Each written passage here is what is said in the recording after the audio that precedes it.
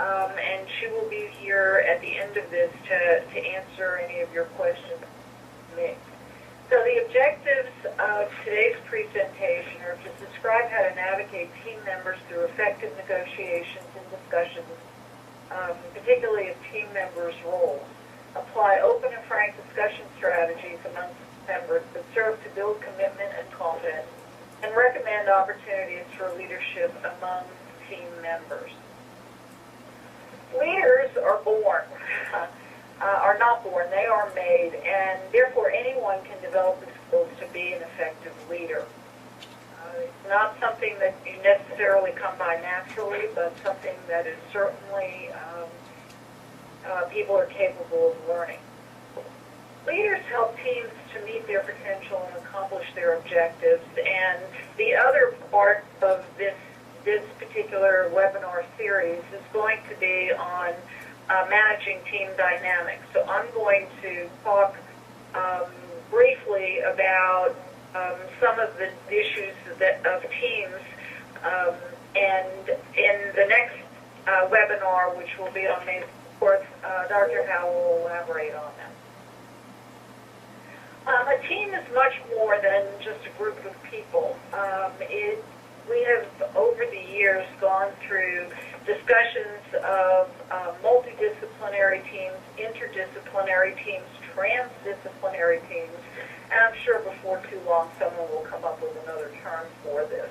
But there is a major difference between multidisciplinary teams and interdisciplinary teams. So it's not just a group of people. It's a group of people who are interdependent with each other and are committed to a common goal.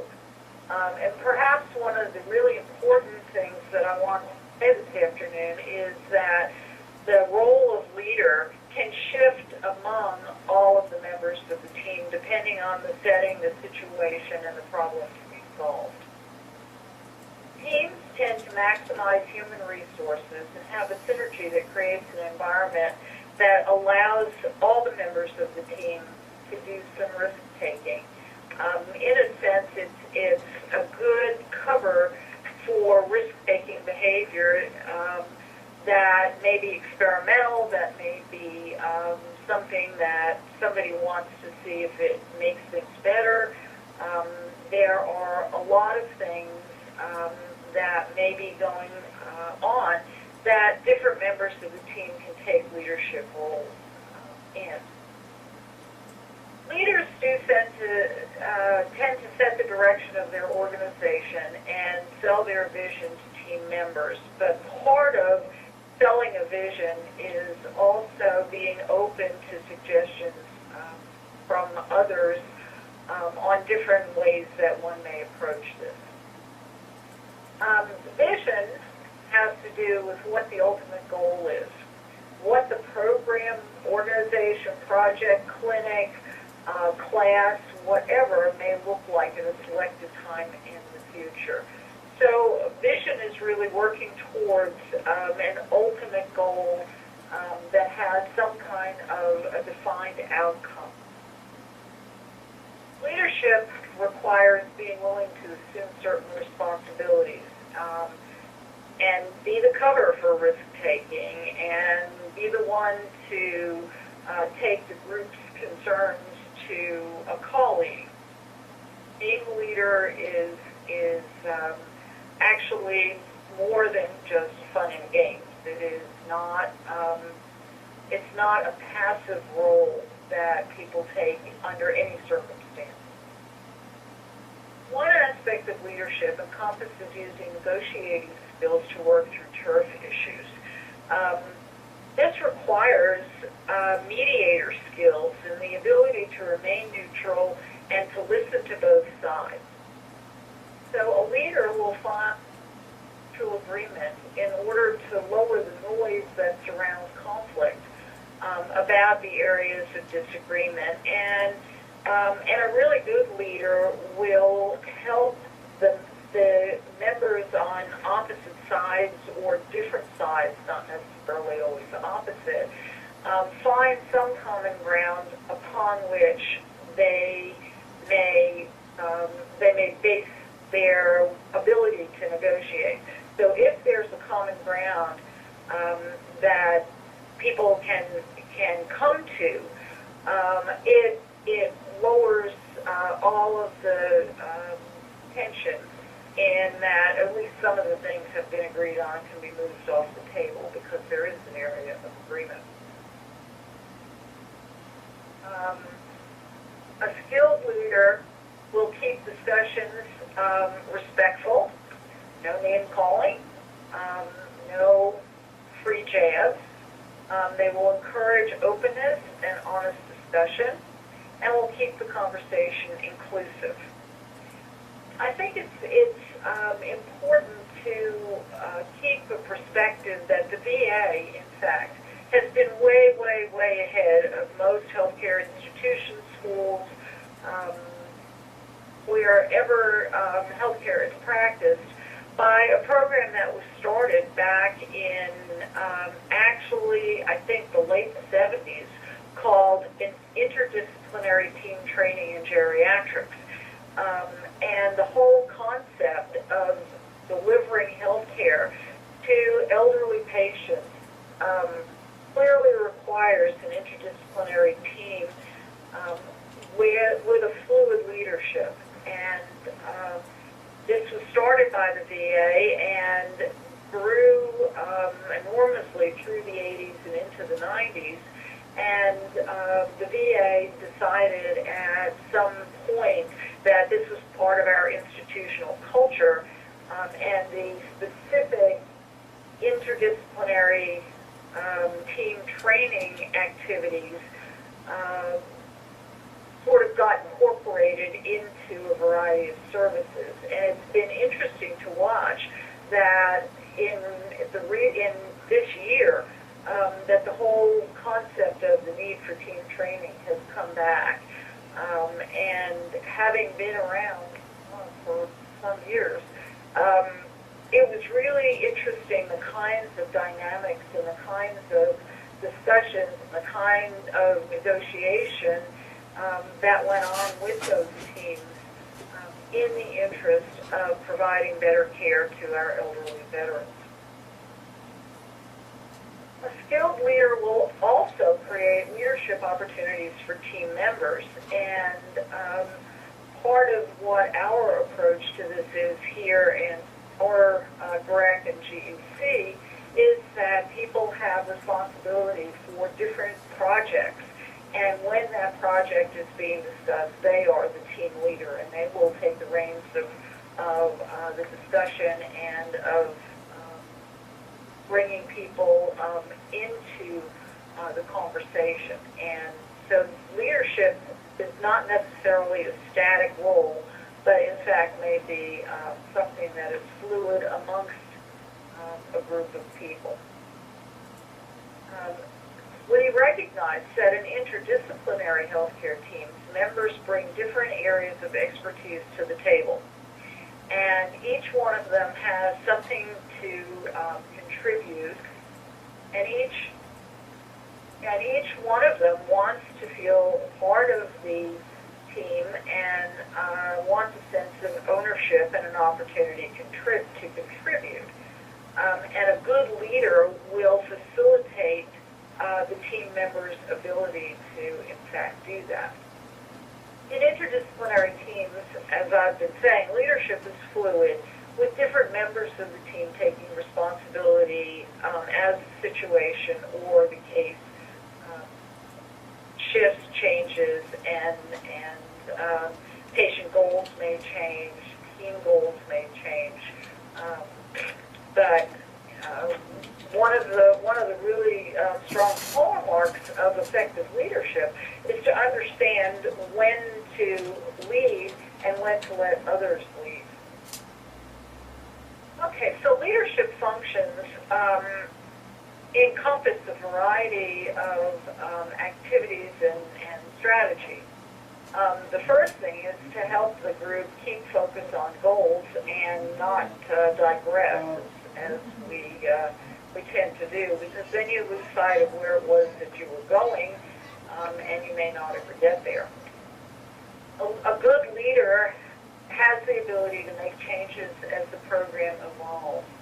and recognize that the focus of team activities needs to shift on occasion. The leader will lead the team to decision making based on facts, not emotions, but on what it is that the strategies are to achieve the goals.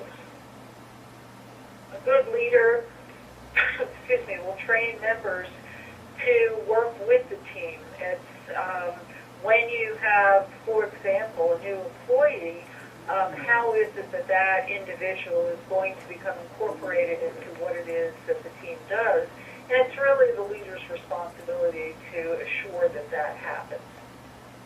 A leader will be the one to evaluate progress and to follow the accomplishments of the team and periodically remind them of what a good job they're doing.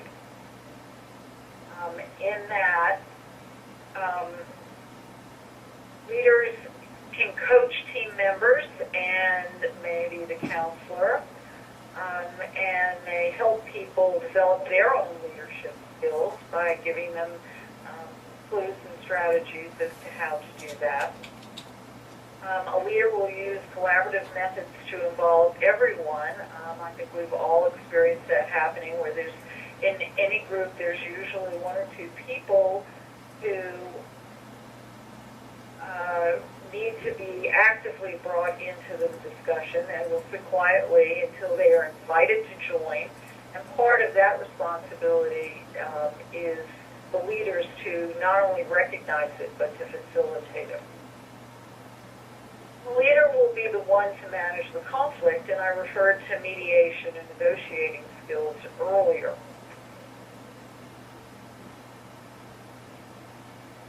Okay. A leader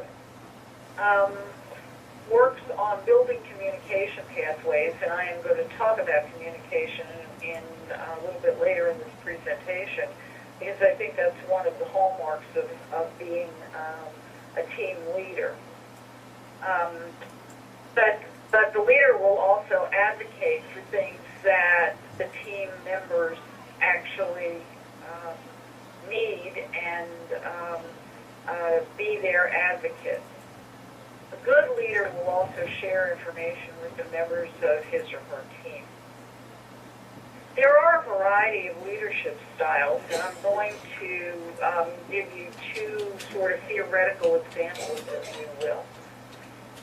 Leadership styles may be categorized, and in some of the literature, they're categorized as authoritarian, democratic, or free reign. And let me explain to you what those are. An authoritarian leader is one who tells their team members what it is that they want done and how to do it. They're very directive and somewhat controlling.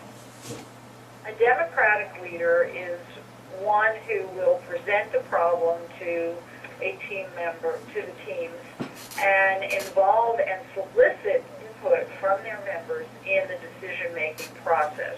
So they tend to be much more democratic and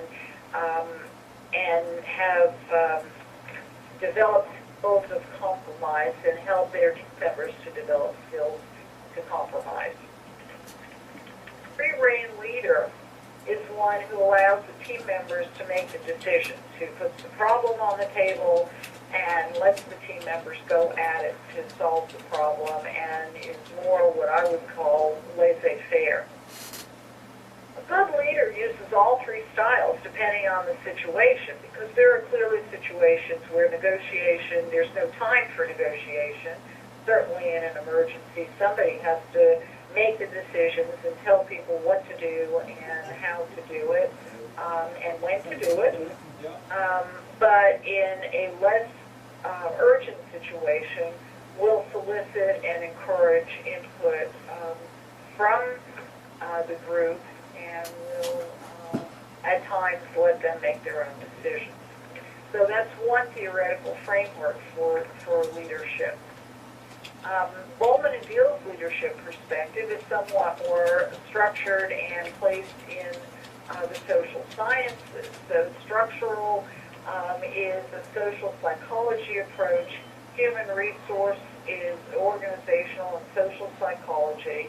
Um, a political leadership is grounded in political science. And symbolic leadership is founded in anthropology. And let me give you and some examples of this. So this is the framework, the Bowman and Beals Leadership Perspective Framework, and you can see that the center part of this, the working with others, self-management, and working with systems, is more or less what I've described to you in the other terms of leadership, but it has been reframed with the structural, the human resource, the political, and the symbolic frame. So it's just a different schemata, and it is a different theoretical perspective on leadership. Structural framework focuses on the structure within the environment and how to implement things. An effective leader in this type of framework could be considered a social architect whose leadership style is analyzing the problems and designing the solutions. If the leader is not effective, is an ineffective leader in this kind of a situation, then they come across looking like a petty tyrant and tend to micromanage. And I have had a lot of experience with ineffective leaders where they try to control the thing by micromanaging the details, and you tend to lose sight of the bigger picture and the ultimate outcome goals that you're focusing on. The human resource framework leaders tend to be more people-oriented. They believe in people, they are more accessible, they share information, they are more likely to have a participatory style where input is solicited from the group and processed with the group. And when somebody is effective at this, they appear to be a catalyst who provides support, advocacy, and empowerment of the members of the team. Somebody who is not very good at this, who is an ineffective leader, can be perceived as being a pushover. In the political framework, a leader will help to clarify what they want, assesses the distribution of power and interest, and may build linkages amongst the team members and with external frameworks such as other teams or other services or other facilities. Someone who is an effective leader in this model is an advocate who tends to build coalitions, but somebody who is not very good at this comes across as being a hustler who is manipulating the situation to achieve their own goals and not necessarily those of the team. In a symbolic framework, the leaders tend to view organizations as the stage to play certain roles and to provide an impression. They may use symbols to capture attention. They may be somewhat visionary. An effective leader will come across as being an inspirational leader who has a vision and is doing an effective job of moving the group towards achieving that vision or towards seeing that vision. An ineffective leader in this style framework may come across as being a fanatic who is doing things with smoke and mirrors and is not really well grounded in the world or in the world in which you exist, real or otherwise. In the Bowman and Beal model, leaders can be put into any one of these four categories at any given time, similar to what I said in the other framework relative to, you may be one thing for one occasion or one instance and then shift as the facts change, shift as the situation changes. So an effective leader should not really rely just on one approach. And as I just said, depending on the situation, one approach may in fact be more suitable than another. Once again, depending on the environment and the situation. For example, during organizational change, we may need structural leaders who are visionary, who may be visionary for a more suitable period of time. Factors that influence leadership style at any one point have to do with how much time it takes and how much time we have to invest in this.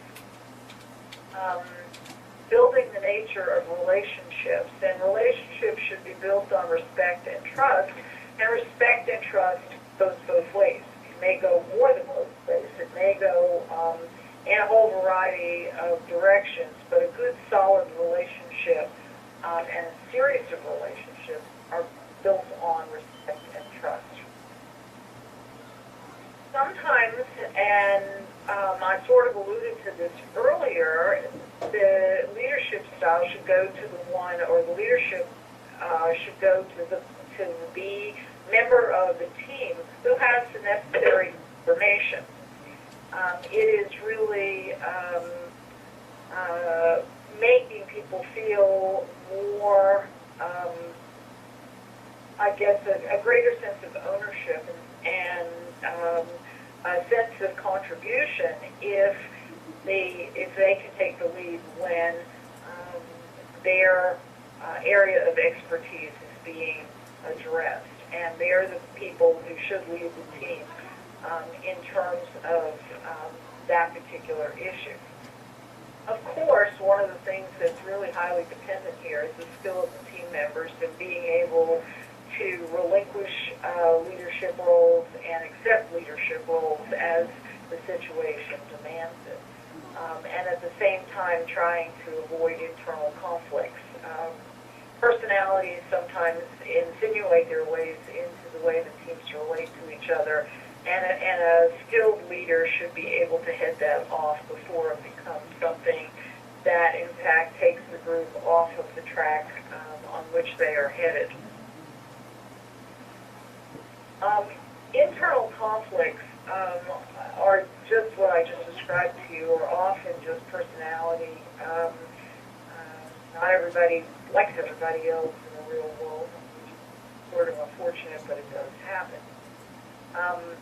The stress level that's going on within the environment, right now there's a lot of stress free-floating in the air, and people handle stress in different ways, and a good leader will recognize that and try to mitigate their reactions to stressful situations. I mean, here we are facing a government shutdown, and a lot of people are having a lot of stress over that, depending on where they work and what their roles are. Another factor that will influence leadership style will be the type of task that is being dealt with, and whether or not it's something that's highly structured, that can only be achieved by doing step 1, step 2, step 3, as opposed to an unstructured task where it doesn't matter whether or not you go in a linear line from the beginning to the end, as long as you get to where it is that you're going. Sometimes that's really hard for some people. Some function a lot better in a structured environment. Others become very creative and may come up with really creative problem-solving ideas in an unstructured environment, doing an unstructured task. The task may be complicated. It may require multiple layers of input of information, particularly in our elderly patients and in providing patient care to them, because they don't just have one problem, they have multiple problems that require input from multiple healthcare professionals who are sharing information with each other so that they are able to come to a positive outcome or a good conclusion. A simple task may be handled by one person, and there may not really be a need for a leader or for group input. But everything I think that we encounter in our practice from one day to the next has a component of these different types of tasks, and some are bigger than others depending on the situation.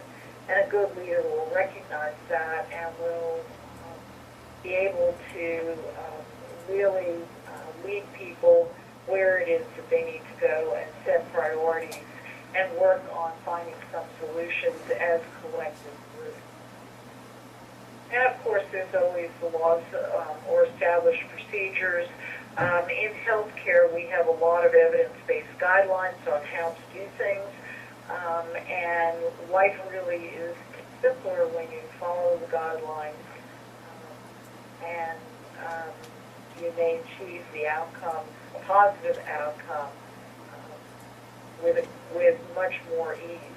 But, part of the way those evidence-based guidelines came to be is often through trial and error and comparison and seeing what works better and what it is that will lead to a successful conclusion with a minimum amount of stress.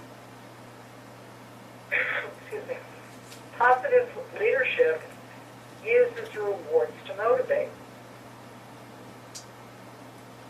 And those rewards may be a variety of things. It may range from,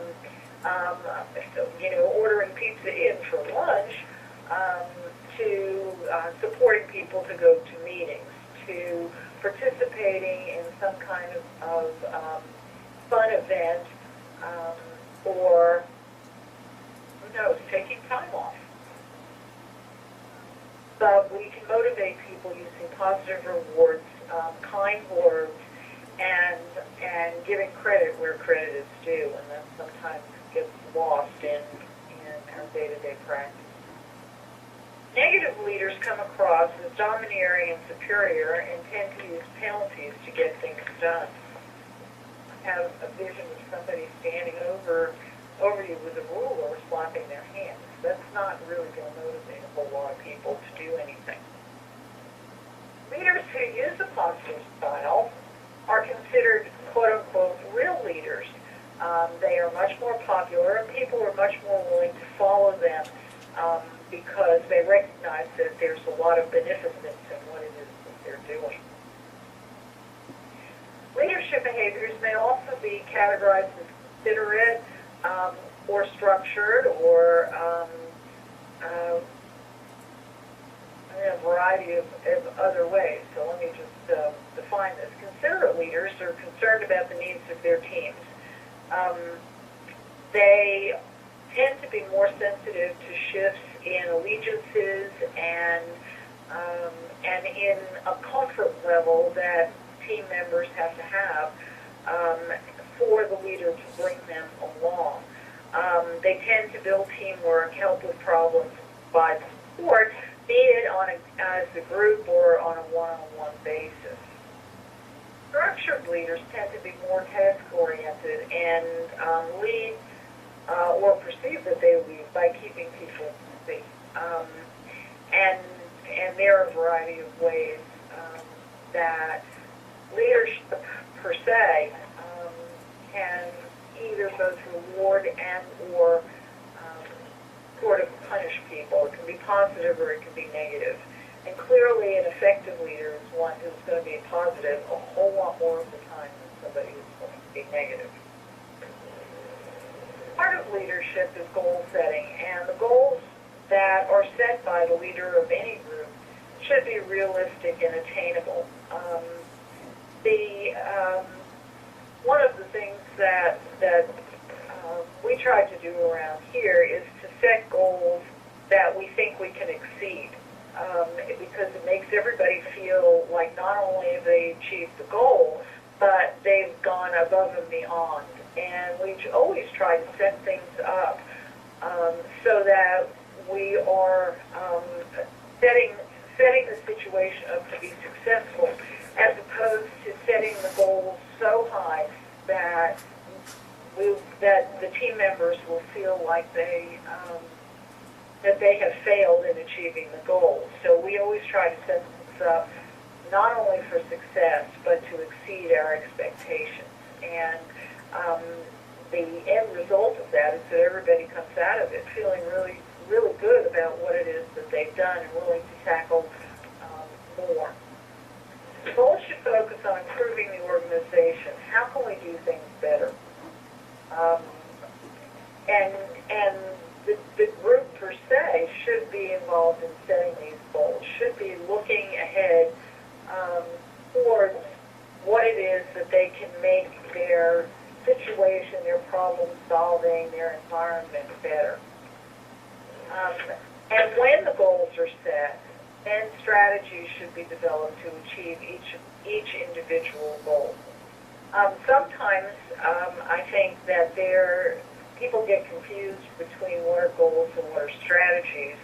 And if you take it even further, what are tasks? But a goal should be an overriding, out on the horizon, falling into the vision category, and the strategies should be what it is that you're going to do to get to that goal.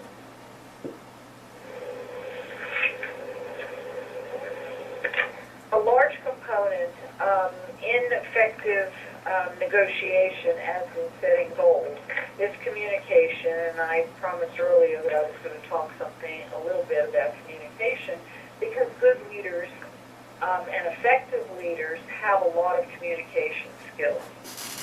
What is communication? It's the exchange and flow of information and ideas. It's how it is that we share information. And we may think that we've done a really good job in explaining things to people, but communication is not really complete unless it is received clearly by the recipient.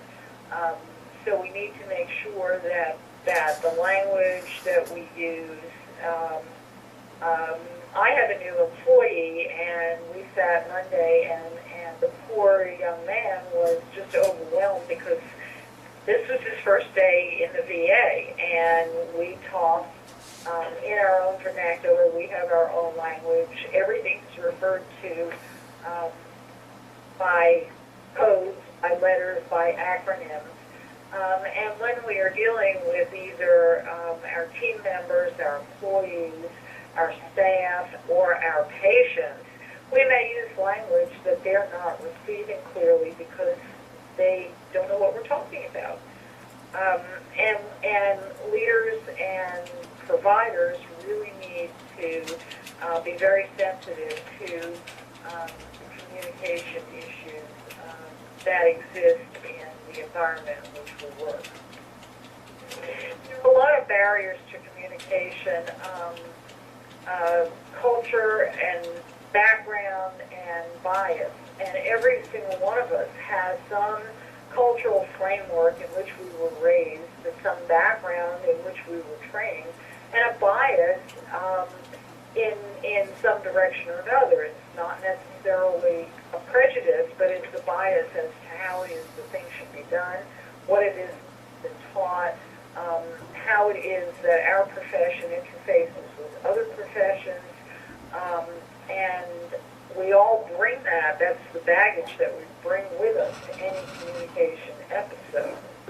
There is often a lot of background noise, and we try and get people to put their phones on mute, but sometimes it just sort of moves through. And I'm just using that as sort of a visual example, if you will. But there's a lot of background noise of what it is that's going on around us that sometimes interferes with the message that we're trying to communicate to our group.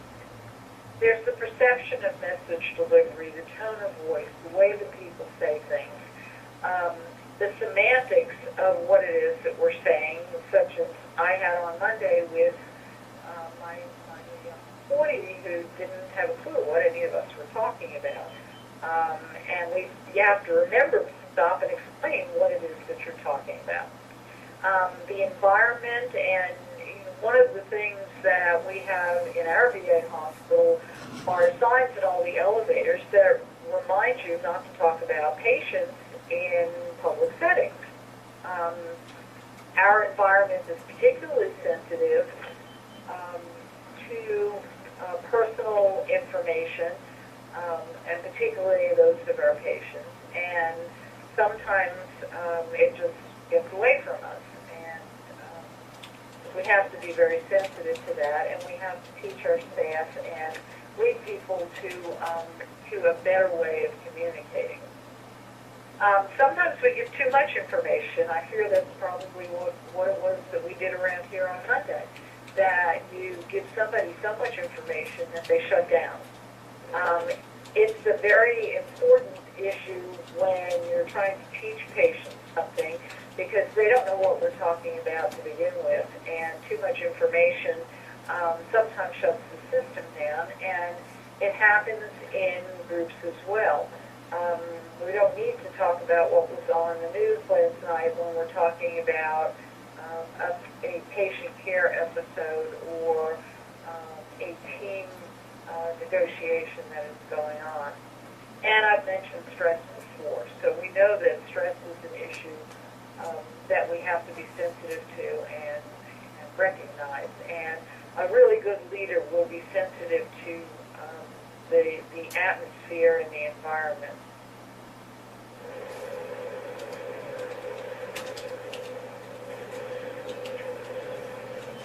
Have an added challenge in that every discipline does speak its own encoded language. We use acronyms and abbreviations that are unique to our profession. Some years ago, we did a program here on looking at health professional groups as different tribes and trying to get them to communicate with each other, because we all speak different languages, or certainly dialects of a language that we sometimes forget. We use a lot of abbreviations for things, and other members of the team may not, in fact, understand what we're talking about.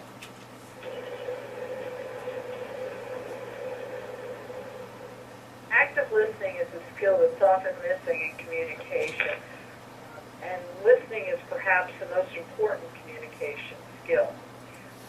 In active listening, you spend more time listening than talking, and in fact, a good leader will spend more time listening than talking and be there to guide the group along the path that he or she has set as the goal. This is one that always drives me crazy. Do not answer questions with questions. It is extraordinarily frustrating when someone is, offering an opinion or trying to offer a solution to a problem. So try and actually answer the question with a declarative statement. A leader should be able to provide feedback, but let the individual to whom the feedback is going say everything that they need to say, so don't interrupt. You can ask open-ended questions, and that's really actually a very good thing to do with patients, so that they feed back to you what it is that they think that they've heard. Works with team members as well.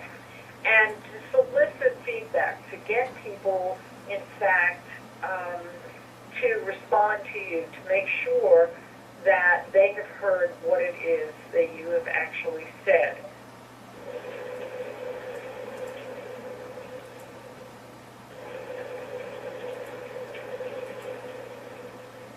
It is. Okay, you can use nonverbal communication, and I think that nonverbal communication in any kind of setting is much more powerful than I think that we actually think that it is. Making eye contact when you're talking to your team. Facial expression should be warm and inviting, and scowls should not be allowed. Using gestures, engaging with whoever the speaker is at any particular time by leaning towards them or putting all of your attention on that individual, while at the same time staying within the bounds of respectable space. So I've given you a lot.